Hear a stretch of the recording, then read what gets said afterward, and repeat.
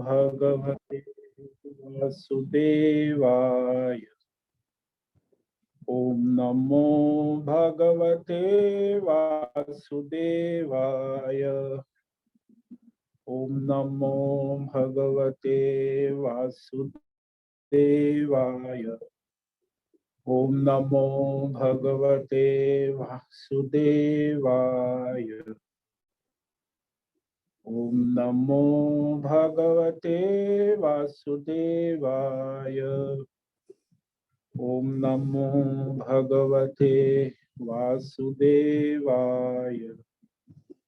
ओम नमो भगवते वासुदेवाय। ओम नमो भगवते वासुदेवाय। ओम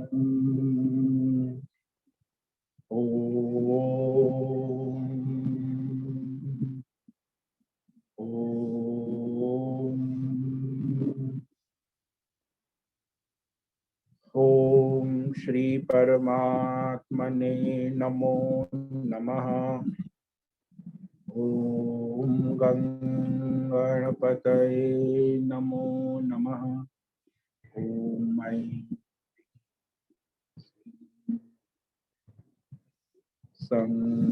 सरस्वत्यै नमो नमः। ओम गुरुभ्यो नमो नमः। ओम सहनाववतु सहनौ भुनक्तु सह वीर्यं करवावहै तेजस्विनावधीतमस्तु मा विद्विषावहै।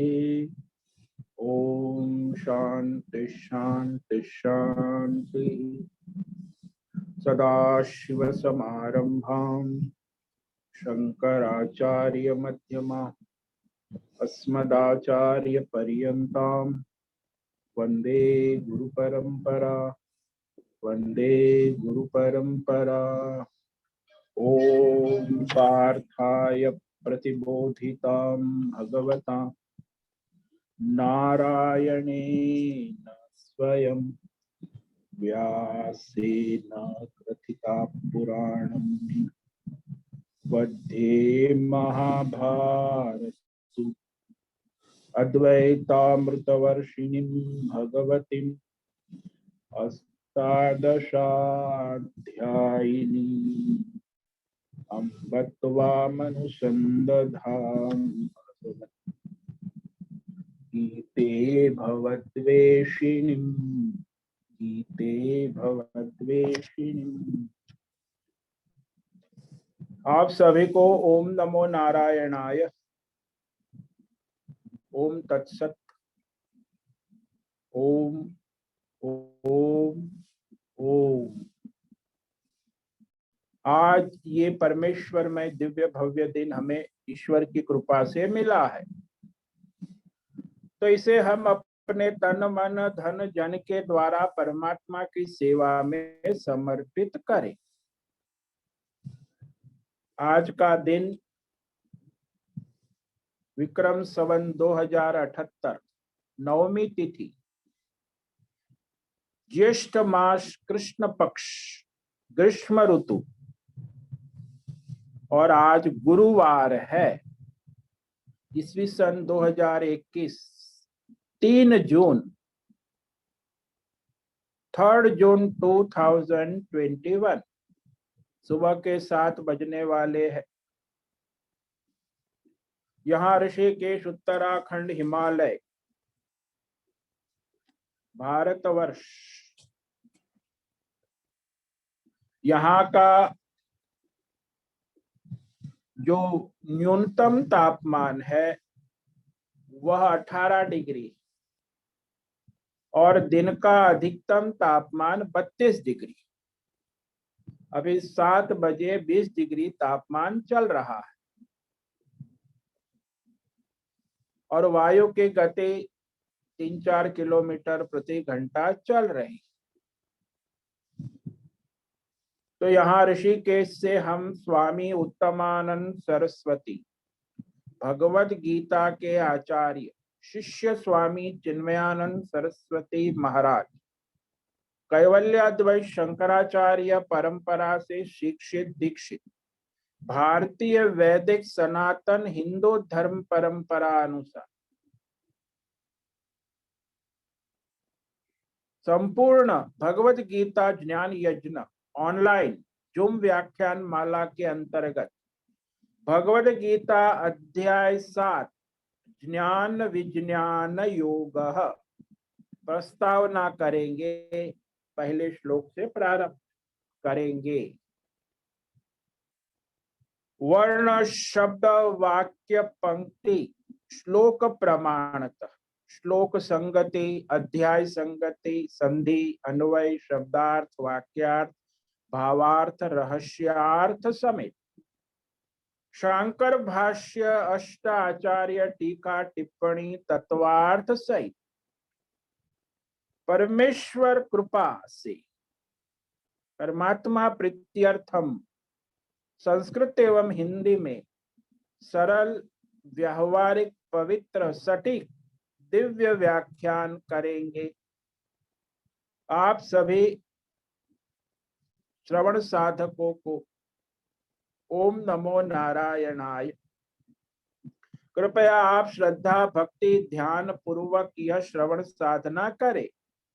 अध्यात्म भौतिक दैवी विक्षेप से रहित होकर शरीर इंद्रिय प्राण चित्त अहंकार की चंचल विक्षेपता से रहित हो स्थिर बैठ एकाग्रता पूर्वक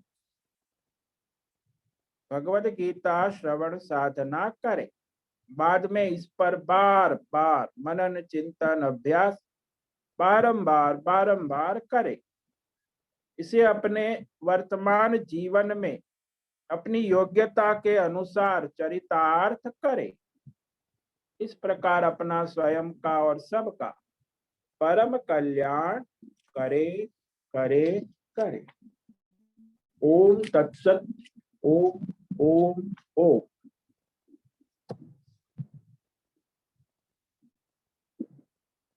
तो श्रीमद् भगवद गीता अध्याय 7 तो छठे अध्याय के अंतिम श्लोक में प्रश्न बीज है। तो भगवान श्री कृष्ण ने कहा छठे अध्याय के अंतिम श्लोक में योग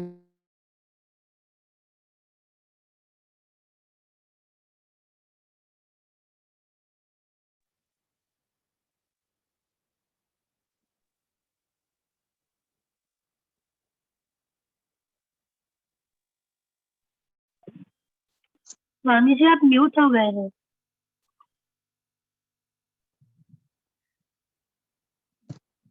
सर्वेषां योगिना कर्म योग ध्यान योग भक्ति योग ज्ञान योग हठ योग लय योग मंत्र योग सांख्य योग जप योग अनेक योग योग है।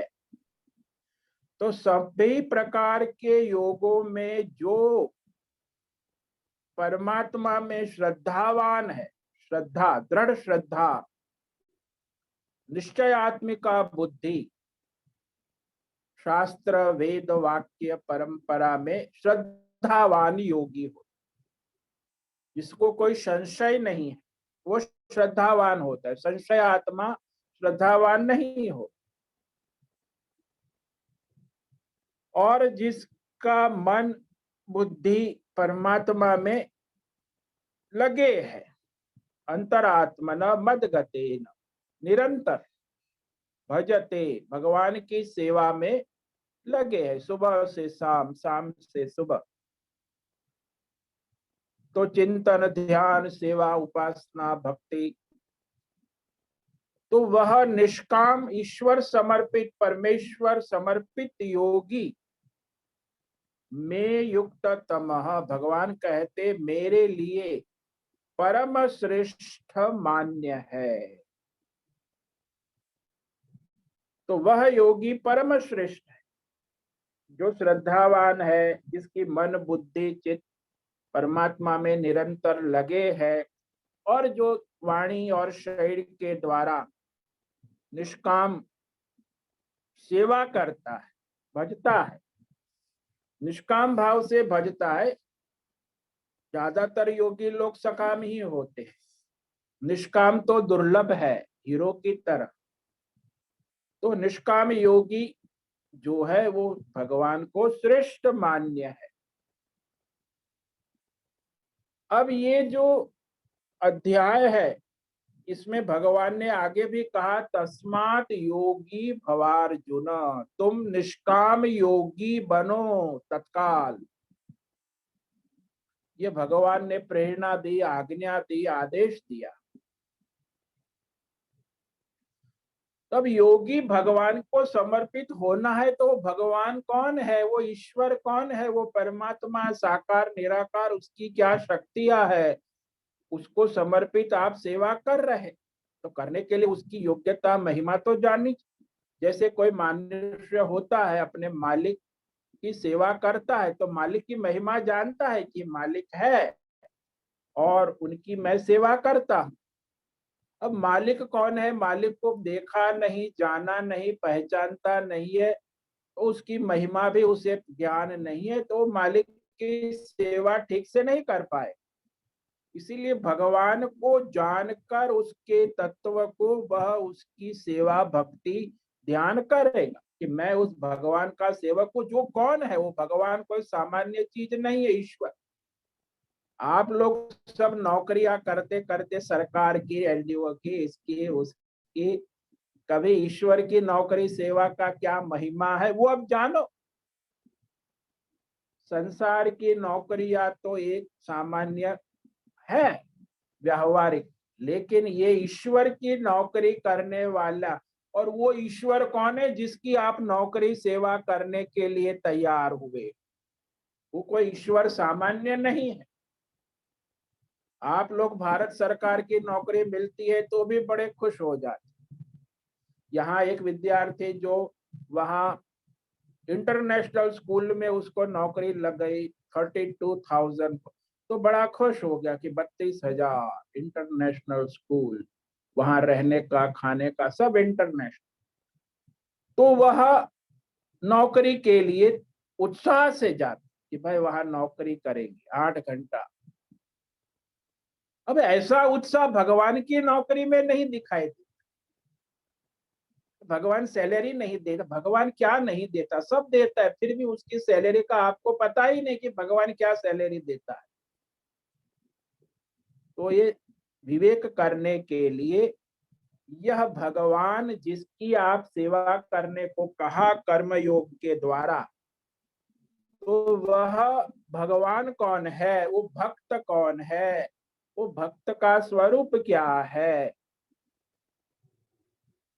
तो यह प्रश्न बीज यहाँ भगवान देखकर अब सप्तम अध्याय का प्रारंभ प्रार्थना करते हैं, प्रस्तावना। क्योंकि ये गीता, भगवत गीता अपने आप में परिपूर्ण है, संपूर्ण वेदों का सार है, सभी संत वाणी, सभी का मूल आधार है। तो 18 अध्याय वाली ये भगवत गीता में 6 अध्याय के षटक विभाग है। तो प्रथम षटक में हमने त्वम पदार्थ, त्वम क्या है, जो आप जीव हो, वो तम पदार्थ। मैं मनुष्य हूं, मैं जीव हूं, जिसको आप अहम कहते, मैं अहम, मैं रामलाल, मैं राम, मैं गीता, मैं सीता, मैं रीता, न जाने क्या क्या। तो वह जो आप मैं कहते हो, उस मैं का स्वरूप क्या है, उस मैं का कर्तव्य क्या है। सकाम निष्काम कर्म करता है जीव, तो उसका कर्म और कर्म का तत्व और फल सब भगवान ने बता दिया इस 1 से 6 अध्याय। जीव के कर्म, उसकी गति, फल, सकाम कर्म की गति क्या होती है, निष्काम कर्म की गति क्या होती है, ईश्वर समर्पित कर्म की क्या है। तो ये सारे जीव जो है वो त्वम पद में कर्म विभाग जो है वो 1 से 6 अध्याय जिसको हम कर्म विभाग कहते हैं। तो वहां कर्म का रहस्य भगवान ने कह दिया। और कर्म कौन करेगा? ईश्वर थोड़ी करेगा, जीव करेगा।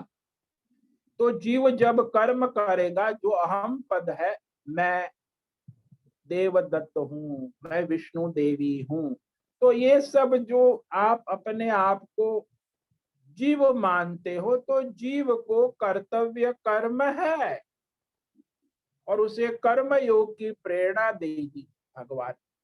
क्योंकि कर्म भी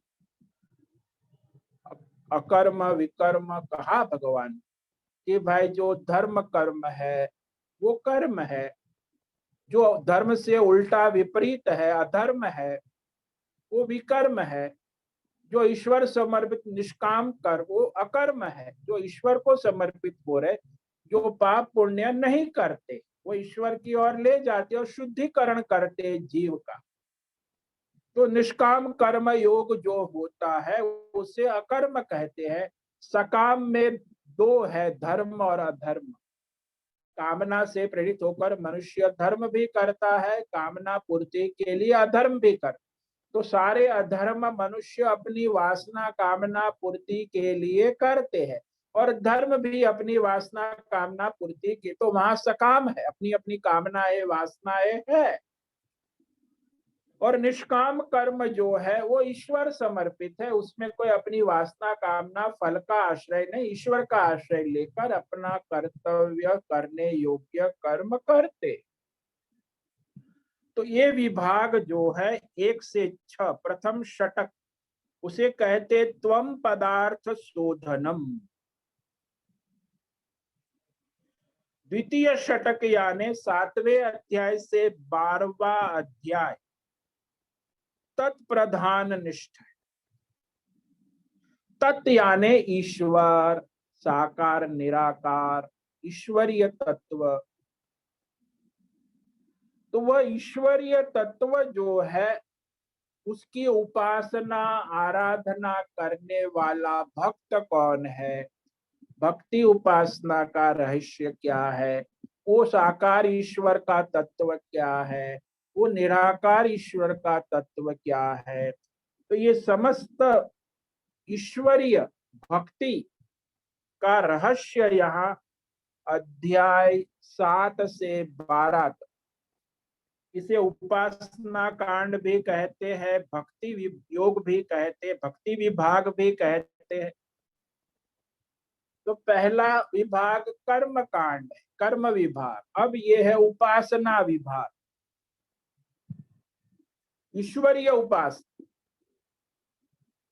तो वहां ईश्वर की उपासना भक्ति का स्वरूप कहा गया है, जो अभी प्रारंभ हो रहा है।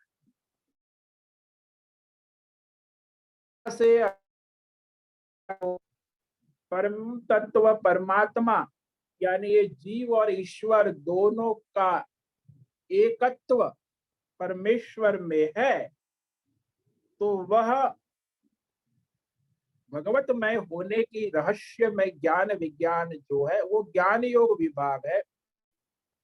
तो वह 13वें अध्याय से लेके 18 अध्याय जो है वह जीव और ईश्वर का एकत्व का निर्देश करता है कि जीव और ईश्वर में एकता क्या है, अनेकता में एकता।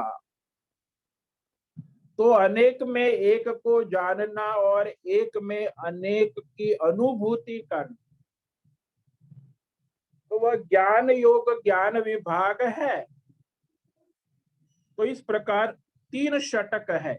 प्रथम त्वम षटक और जीव का स्वरूप और जीव का कर्तव्य। द्वितीय में ईश्वरीय तत्व साकार निराकार भक्त का रहस्य, भगवान का भक्ति का तत्व क्या है, भक्त किसे कहते हैं, भक्ति किसे, और भगवान ईश्वर क्या है, ये सारा रहस्य भगवान कहेंगे। उपासना विभाग द्वितीय षटक। तृतीय षटक है वो परमात्मा तत्व ज्ञान, जिसमें जीव ईश्वर की एकत्व की प्रधानता मानी गई।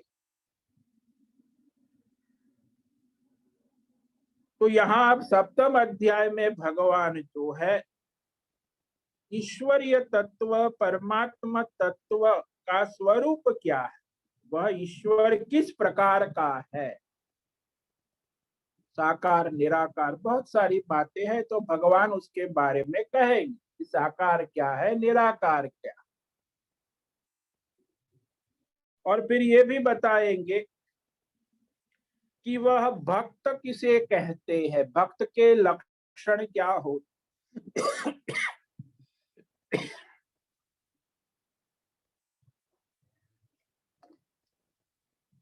और फिर भक्ति साधना क्या है, भक्ति किसे कहते, तो भक्ति साधना का स्वरूप तत्व भी भगवान कहेंगे। तो यहाँ यह 3 प्रश्न का समाधान भगवान करेंगे 7वें अध्याय से लेके 12वें अध्याय तक। पहला प्रश्न है कि वह भगवान जिसकी मैं भक्ति करता हूं वह भगवान कौन है, साकार निराकार। दूसरा है भक्ति कैसे होती है, भक्ति किसे कहते, भक्ति का रहस्य।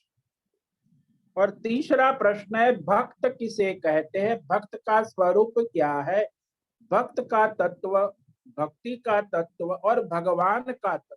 3 प्रश्नों का समाधान भगवान करेंगे। वो भी ये 7वें अध्याय में नहीं सीमित, 7 से 12 भक्ति योग में फिर उसका उपसंहार करेंगे। वहां भी फिर भक्त भगवान और भक्ति का स्वरूप करके भक्ति योग को समापन करेंगे 12वें अध्याय। तो इस प्रकार अर्जुन के प्रश्न पूछने पर भगवान जो है उसे उत्तर देने के लिए तैयार नहीं हुए, क्योंकि अर्जुन ने यहाँ कोई प्रश्न पूछा ही नहीं। जब अर्जुन प्रश्न पूछता है तो उसी अनुसार भगवान उत्तर दे। यहाँ भगवान स्वयं अर्जुन के कोई प्रश्न न करने पर भी ये सप्तम अध्याय का प्रारंभ करते, क्योंकि संभावित प्रश्न भगवान को पता है कि अर्जुन को ये प्रश्न होगा कि आपने कर्मयोग की बड़ी बात कही, तो वो भगवान कौन है, वो भक्त भक्ति का स्वरूप क्या है, वो जानना आवश्यक। जिसके आप सेवक बनने जा रहे हैं वो मालिक कौन है, वो कोई सामान्य मालिक नहीं है आजकल जो सरकार गवर्नमेंट या कोई उद्योगपति, ये तो भगवान स्वयं मालिक है। उसी की सेवा में आप लग रहे हैं तो वो क्या देगा आपको, सैलरी, वो भी बताएंगे भगवान कि उसकी भक्ति करने से आपको भगवान क्या सैलरी देगा। तो ये सारा रहस्य आपको जानने मिलेगा। तो यहाँ यह भगवान स्पष्ट करते, और ये सप्तम अध्याय का नाम है ज्ञान विज्ञान योग। ये टेक्नोलॉजी जिसको आज लोग, आपके टेक्नोलॉजी का जमाना है ना, IT technology, chemical technology, physics technology, ऐसे ये भी भक्ति की टेक्नोलॉजी चालू करते भगवान।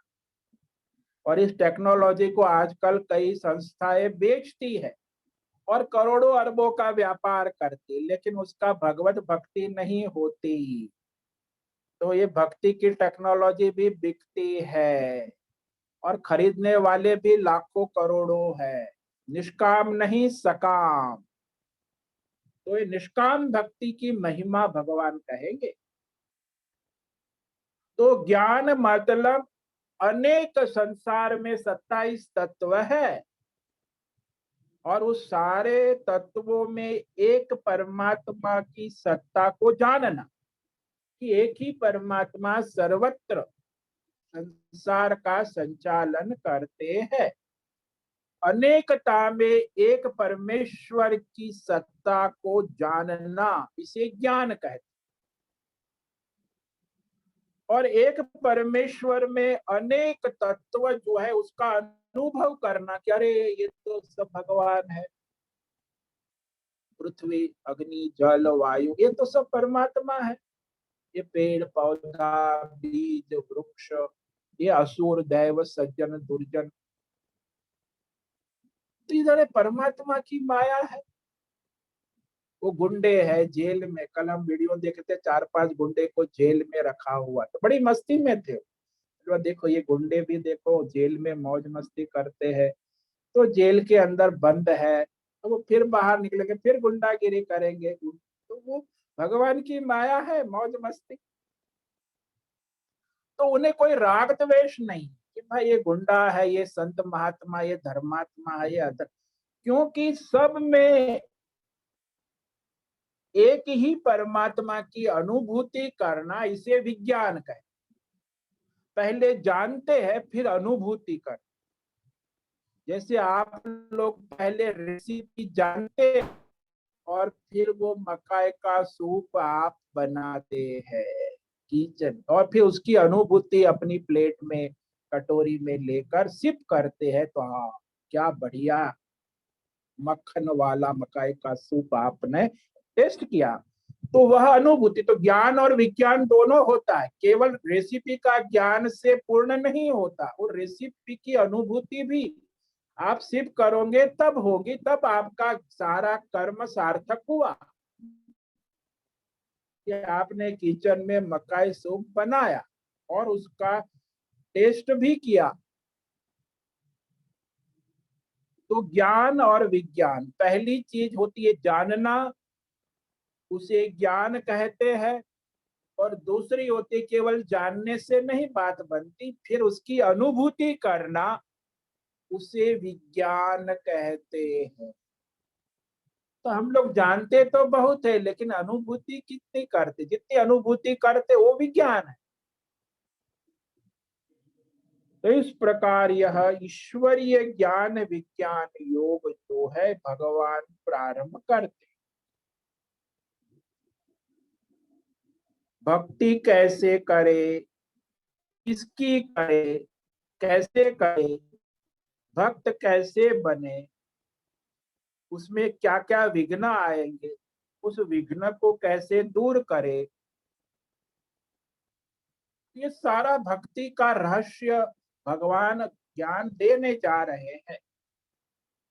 तो यह इसमें जो 7वें अध्याय में प्रधान विषय है, पहले श्लोक से लेके 7वें श्लोक तक भगवान ज्ञान विज्ञान का विषय कहेंगे।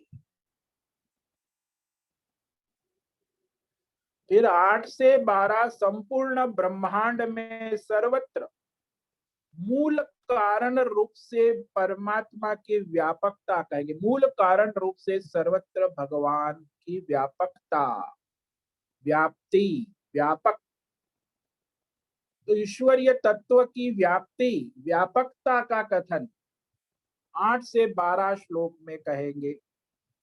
उसके बाद 14 से 19 तक जो है, जो लोग असुरी स्वभाव वाले हैं, दुर्जन है, उनके स्वभाव की निंदा करेंगे कि ये देखो दुर्गति में जा रहे हैं असुरी। और फिर भगवत भक्तों की प्रशंसा करेंगे स्वयं भगवान कि देखो ये भक्त कितना प्रशंसनीय है। और उसके बाद 20 से 23 तक जो भगवान को छोड़कर अन्य देवी देवता और मनुष्यों की उपासना करते हैं, नौकरी करते हैं, उनकी क्या गति होती है ये बताए। परमात्मा की नौकरी छोड़कर देवी देवता की नौकरी या कोई मनुष्य की सरकार, भारत सरकार, विश्व, तो उनकी क्या गति होती है ये कहे। और फिर इसमें इस अध्याय में आखिरी 24 से 30 श्लोक तक भगवान के साकार निराकार प्रभाव और साकार स्वरूप क्या है, निराकार स्वरूप, इसको न जानने वाले को मूर्ख कहा, उसकी निंदा करते, अरे भगवान की साकार निराकार तत्व को नहीं जानते, नास्तिक है। उनकी भगवान फिर निंदा करते हैं कि भगवतीय तत्व को नहीं जानते, मूर्ख है, और मूर्ख विद्वान है। ये लोग मूर्ख भी होते, बड़ा विद्वान, हाईली साइंटिफिक, पढ़े लिखे, लेकिन ईश्वरीय सत्ता का स्वीकार नहीं करते, मूर्ख, वैज्ञानिक जिसको कहते। और जो जानने की महिमा रखते, भाई ईश्वरीय तत्व, परमेश्वर, प्रकृति, कुदरत की रहस्यमय तत्वों का स्वीकार करते हैं तो वह जानने वाले की महिमा कहते, न जानने वाले की निंदा करते। आजकल तो भाई मीडिया वाले हार्वर्ड यूनिवर्सिटी के वैज्ञानिक ने ये साबित किया है, ठम तुम तुम, अरे बाबा तू हार्वर्ड का डॉक्टर वैज्ञानिक हो या फावर्ड का हो, सब बकवास। अरे भाई ईश्वरीय शास्त्र है, धर्म है, वेद है, ये प्रमाण। इंटरनेशनल यूनिवर्सिटी का इंटरनेशनल वैज्ञानिक ने कुछ कह दिया तो सारी मीडिया वाले उसको छापने लगे, कोरोना के लिए ये किया। तो आप लोग मूर्खता सुनते पढ़ते रहते, सारी दुनिया वो जाती रहती है मीडिया में, ये मूर्खता है। अरे भाई शास्त्र क्या है, वेद प्रमाणित क्या है, धर्म क्या है, उस अनुसार अपना आयुर्वेद है, अपनी परंपराएं है, उसको महत्व नहीं। ये मूर्खों की बात ले लेते और लूटते हैं सभी। 2 रुपये की दवाई 2000 में बेच के फिर सारी दुनिया को लूटेंगे वो वैज्ञानिक, चोर। तो ये विवेक करो कि भाई धर्म क्या है, शास्त्र क्या है। तो भगवान का स्वरूप, भगवान का प्रभाव नहीं जानने वालों की भगवान स्वयं निंदा करेंगे। ऐसे सब वैज्ञानिक फंजाने के दुनिया में ये उद्योगपति, ये नेता लोग मूर्खता का प्रदर्शन करते हैं। सेक्युलर,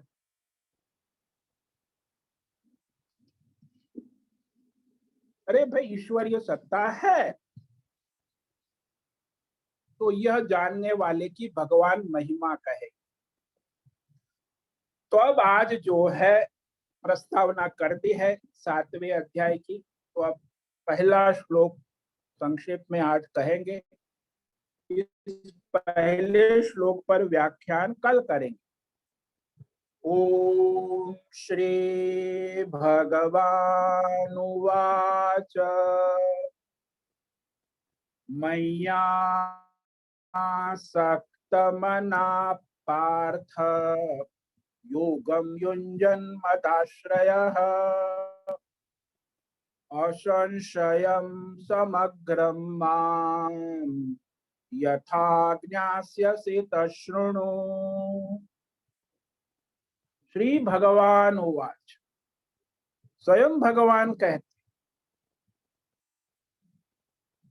और पार, अरे पृथा के बेटे, पृथ्वी के बेटे, मिट्टी के खिलौने, थोड़ा समय मिला है, अपना जीवन भगवतमय कर ले। पृथा के बेटे, जो पार्थ 41 बार कहा है भगवान। मई आसक्त मना, हाँ, ये जो आशिक होते हैं ना, लैला मजनू हीर रांझा, वही बात कर रहे हैं भगवान। ये जो भक्त है वो मेरा आशिक है। ये आशिक जो फिल्मी शब्द है ना, वो इस आसक्ति से ही आता है। और फिल्मों का वाला बॉलीवुड हॉलीवुड तो आशिक पर ही चलता है। यदि आशिक नहीं हो, लैला मजनू नहीं है, तो बॉलीवुड हॉलीवुड चलेगा ही नहीं दुनिया। तो ये आसक्त मना, हाँ, आसक्त मन है किसमें? मई, परमेश्वर में, अनन्य स्नेह, अनन्य भक्ति, अनन्य भाव से निरंतर लगा है। मदाश्रयः, जो भगवत परायण है, जिसका लक्ष्य केवल परमात्मा है। मदाश्रय, जिसने परमात्मा की शरणागति स्वीकार कर ली, सक्रिय है, आश्रय लेकर निष्क्रिय नहीं हो जाता। भगवान का आश्रय लेकर सक्रिय, भक्ति योग में सक्रिय, निरंतर, युंजन, योगम युंजन, यानी सक्रिय योग साधना में लग। जैसे वो लैला मजनू हीर रांझा बड़े सक्रिय होते, दिन रात मोबाइल इंटरनेट फोन पर न जाने उनका सक्रियता चलती रहे, ऐसे ये भक्त भगवान में सक्रिय होता। तो वह मेरे परमेश्वर स्वरूप भगवत तत्व को जिस प्रकार समग्रम यानी परिपूर्ण संपूर्ण विभूति बल ऐश्वर्य गुण से परमात्मा के स्वरूप को संशय रहित जानोगे, जिसमें निश्चयात्मिका बुद्धि हो जाएगी, संशय नहीं रहेगा।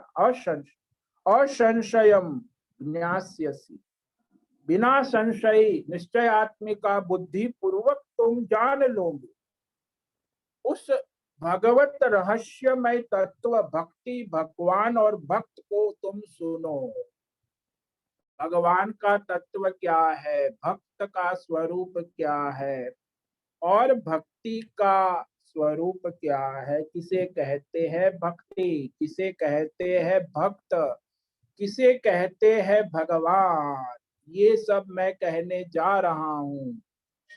तत्शृणु, उसे अर्जुन तुम शृणु का मतलब होता है श्रवण साधना, बड़ी सावधानी पूर्वक एकाग्रता से सुनो। जो ये आप श्रवण साधना कर रहे भगवत गीता ज्ञान यज्ञ, ये भी साधना है। सुनो, स्थिर बैठकर एकाग्रता से सावधानी पूर्वक सुनो, फिर उस पर मनन करो, चिंतन करो, विवेक करो, फिर वाणी और व्यवहार में प्रकट करो। तो सुनने का सार्थक होता है, केवल सुनने से समझने से नहीं। ज्ञान विज्ञान योग भगवान प्रारंभ कर रहे थे, का ज्ञान भी कहूंगा और विज्ञान भी कहूंगा। तो भगवत तत्व का ज्ञान और भगवत तत्व की अनुभूति क्या होती है, ये रहस्य भगवान कहेंगे। तो इस श्लोक पर अब हम कल व्याख्यान करेंगे। आज प्रस्तावना हो गई 7वां अध्याय और यह अध्याय का प्रारंभ हो चुका है। ओम नमो नारायणाय, ओम नमो नारायणाय, ओम नमो नारायणाय, ओम नमो नारायणाय। असतो मा सद्गमय, तमसो मा ज्योतिर्गमय, मृत्योर्मा अमृतं गमय। ओम सर्वे भवन्तु सुखिनः, सर्वे सन्तु निरामयाः, सर्वे भद्राणि पश्यन्तु, मा कश्चित् दुःखमाप्नुयात्। कायेन वाचा मनसेन्द्रियैर्वा बुद्ध्यात्मना वा प्रकृते स्वभावात् करोमि यद्यत् सकलं परस्मै नारायणायेति समर्पयामि, नारायणायेति समर्पयामि। ओम पूर्णमदः पूर्णमिदं पूर्णात् पूर्णमुदच्यते पूर्णस्य पूर्णमादाय पूर्णमेवावशिष्यते। ओम शांति शांति शांति। ओम गुं गुरुभ्यो नमो नमः। ओम तत्सत् ब्रह्मार्पणमस्तु। ओम ओम ओम।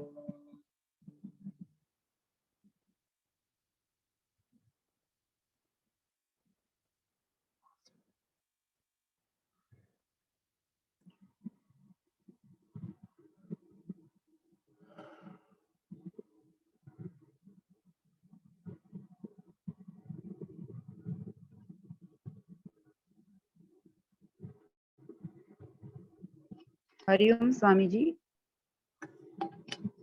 हरिओम, बोलो। ये अध्याय का नाम आपने क्या बताया? ज्ञान विज्ञान योग। ज्ञान विज्ञान योग। अच्छा, पहले ज्ञान यानी जानना और विज्ञान यानी जानकर अनुभूति कर, दोनों भगवान बताए। भगवत ज्ञान और भगवत अनुभूति क्या होती।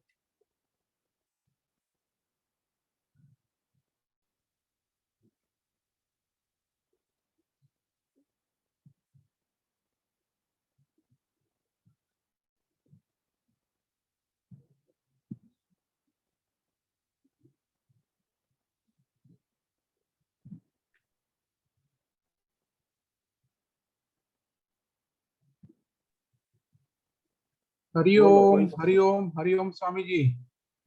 हाँ बोलो। स्वामी जी, ये जो विज्ञान है, जो अनुभूति है,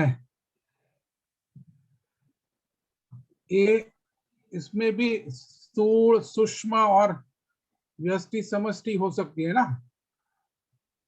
नहीं नहीं, ऐसा कुछ नहीं होता। अनुभूति केवल अनुभूति का भगवत में तत्व क्या होगा? वो अब भगवान बताने जा रहे हैं। अच्छा, ज्ञान विज्ञान योग पूरा अध्याय सुनोगे तो पता चलेगा क्या अनुभूति होती है, क्या ज्ञान है, क्या विज्ञान। अब तो ये प्रारंभ हो गया, तो इसी का अध्याय का नाम ही ज्ञान विज्ञान है। अब सारे श्लोक आएंगे, सुनो उसे एकाग्रता से। तो अनुभूति तो स्थूल सूक्ष्म ऐसा कुछ नहीं होता। ईश्वरीय अनुभूति क्या होती है, वो जो संत महात्माओं ने की है, उसको एक बार अनुभूति होती है, फिर वो बदलती नहीं है, वो सनातन फिर होती है, नित्य अनुभूति। फिर वो संत तुकाराम हो, एकनाथ हो, या फिर तुलसीदास हो, मीराबाई हो, कानबाई हो, कबीर हो, कोई भी हो, वो ज्ञान के बाद अनुभूति हो, बिना ज्ञान के नहीं हो। और ज्ञान उसको होता है जो निष्काम कर्म योग के द्वारा ज्ञान होता है। तो निष्काम कर्म योग ही उसका एंट्रेंस है। नहीं तो आजकल तो ये जमाना ही देखो ना, ये सब आप लोग हार्वर्ड यूनिवर्सिटी के प्रोफेसर ने ये कह दिया, रिसर्च कर दिया, नई दवा कोरोना की शोध ली, ये इतने बड़ा ये कर लिया है, वैक्सीन इसके 5,000 की वैक्सीन बेचता है चोर। और एक वैक्सीन छोटी सी अमेरिका में, मॉडर्न यूनिवर्सिटी मॉडर्ना, चोर। वैज्ञानिक वैज्ञानिक ये सब क्या है, चोर कंपनियां है सारी। हार्वर्ड यूनिवर्सिटी, मैसाचुसेट्स, इसमें पढ़ के सब आते हैं चोर लोग, और अपनी कंपनियां बना के सारी दुनिया को लूटते हैं। 90% धर्मात्मा कौन है इसमें? सारी दुनिया में लुटेरे बने वैज्ञानिक वैज्ञानिक करके, मीडिया वाले, इंटरनेट, गूगल, सब वही धंधा करते। सारी जो टेक्नोलॉजी है, 2 रुपये की ये इंटरनेट डेटा वाला डेटा चोरी करता है और अरबपति बन के बैठ, सारे चोर। दुर्गति है प्रजा की और राष्ट्र की और विश्व की। और इनको सब सरकार भी प्रोत्साहन देती है, प्रजा भी प्रोत्साहन देती है। किसी को पता नहीं कि ये लुटेरे हमें दिन रात लूट रहे। सरकार भी कोई उसके साथ मिली हुई है, माफिया गुंडे के साथ। सारी गवर्नमेंट वर्ल्ड की और ये सारे लुटेरे मिलके सारे बेचारे गरीब प्रजाओं को, समाज को, राष्ट्र को लूट रहे और अरबपति करोड़पति बन रहे। बड़ी दुर्गति है विश्व की स्थिति जो है। ये गुंडे राक्षस लोगों ने सारी दुनिया को लूट का बना रहे, दिन दहाड़े लूटते। 5 रुपये की दवाई 3,000 में बेचती। एक इंजेक्शन 5,000 का, कोरोना का। चोर लोग है सर, गवर्नमेंट भी चोर है और वो भी चोर है सर। और लोगों का खून चूसते टैक्स के द्वारा, दवाई के द्वारा, प्रजा का सब खून चूसने वाले लुटेरे। गवर्नमेंट और ये कंपनी वाले कोई कल्याण नहीं करता दुनिया का, लुटेरे।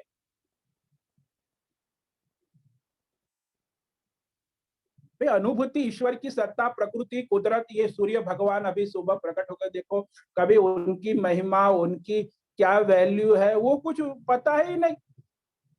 प्रकृति क्या है, बस वैज्ञानिक साइंटिफिक डेवलपमेंट, विकास, और ये चीज बाजार में नई नई आती और बेचते पैटर्न बना के। पैटर्न का धंधा, चोर। सब राक्षस है सा, कोई धर्मात्मा इसमें नहीं है। 2-5 होंगे, 5% दो।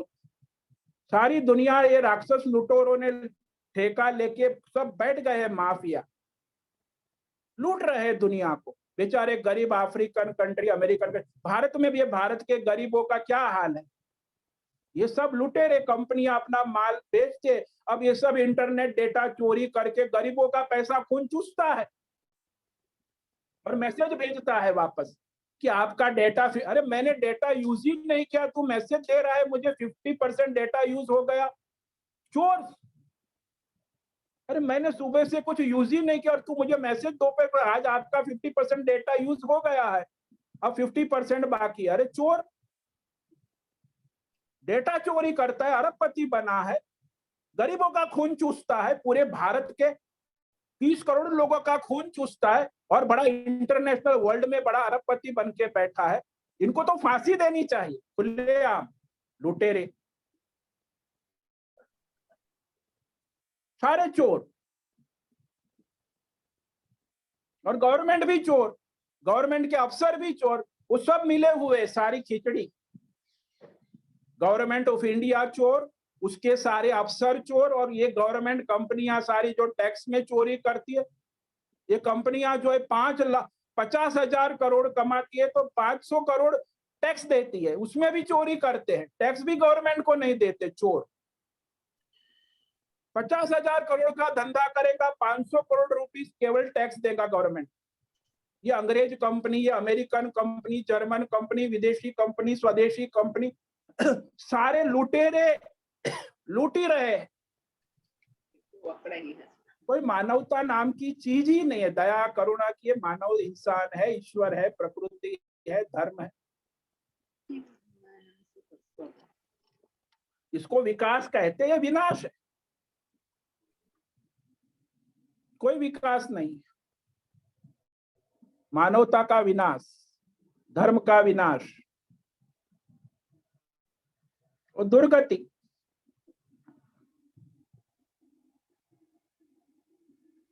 समझ में आया?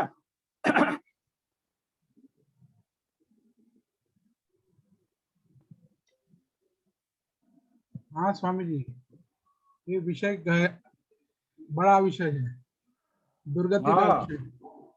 दुर्गति का विषय है, कोई उन्नति, मानवता की उन्नति नहीं है, मानवता की दुर्गति है, मानव जात की दुर्गति है। जब तक परमात्मा का ज्ञान है, भगवान का ज्ञान है, उसकी सत्ता का ज्ञान है, तो दुर्गति तो होनी है स्वामी जी। हाँ, तो सारे विश्व में दुर्गति की ओर जा रहा है, कोई भगवत, क्योंकि अज्ञान है ना, परमात्मा का तो पूरा अज्ञान है। हाँ, वो अज्ञान ही उनको दुर्गति में ले जा रहा है। ठीक है, समय पूरा हो रहा है। आप सबको ओम नमो नारायणाय, सबको ओम नमो नारायण। ओम नमो नारायणाय। नारायणाय। ओम नमो नारायण।